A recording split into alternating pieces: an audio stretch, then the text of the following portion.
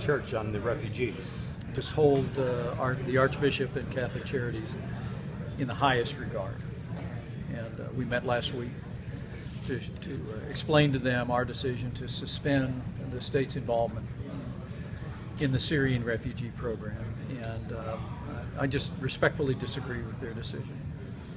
When you have the director of the FBI who has indicated that there are significant gaps in our ability to properly vet individuals coming into our country through the Syrian refugee program, when we know that at least one of the Paris terrorists came into Europe through the Syrian refugee program, and when yesterday the chairman of the Homeland Security Committee confirmed publicly for the first time that ISIS terrorists have made efforts to compromise the refugee program in Syria. I believe, as governor of Indiana, the proper position for our state is to suspend this program unless and until the administration and the Congress pause the program and take steps necessary to ensure that individuals that are coming into our country don't represent a threat to our citizens. Will there be further administration says there's a significant difference between, a terrorist perhaps who came in through Greece. He did leave a passport at the scene, I understand, but perhaps came in through Greece, and the 2.5-year vetting process on average that they have for Syrian refugees. They say the two cases really aren't comparable at all. What do you say to that? Well, the director of the FBI for this administration testified well before the attacks in Paris that there were significant gaps in our ability to confirm the identity and the intentions of individuals that were coming in to Europe and to this country in the Syrian refugee program.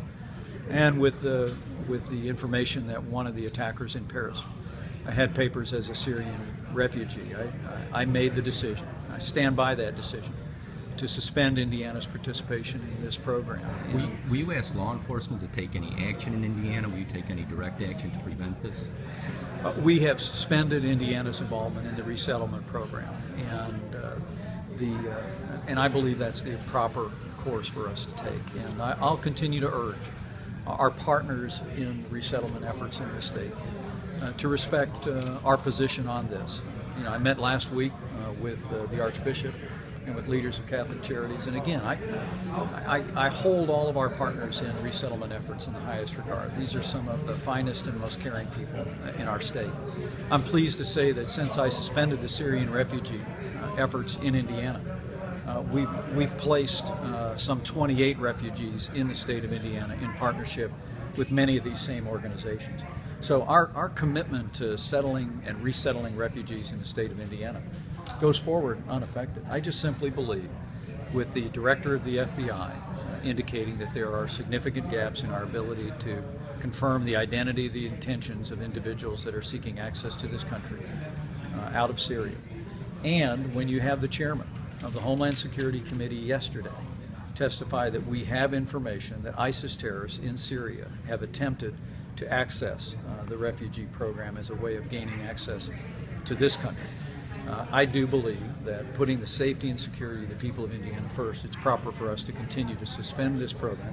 And I'm calling on the Congress and the administration to come together, to pause the program, and to take action that's necessary to ensure that the people of this country's security is not jeopardized by our ongoing commitment.